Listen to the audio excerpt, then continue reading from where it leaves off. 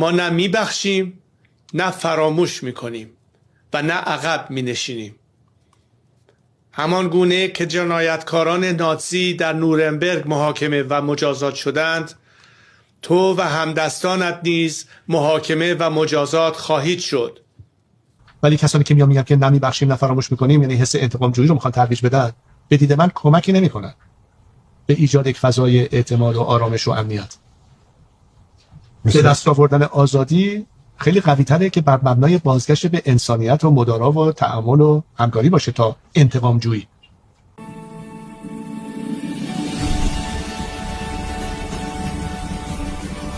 ما نه میبخشیم نه فراموش میکنیم و نه عقب مینشینیم. همان گونه که جنایتکاران نازی در نورنبرگ محاکمه و مجازات شدند، تو و همدستانت نیز محاکمه و مجازات خواهید شد.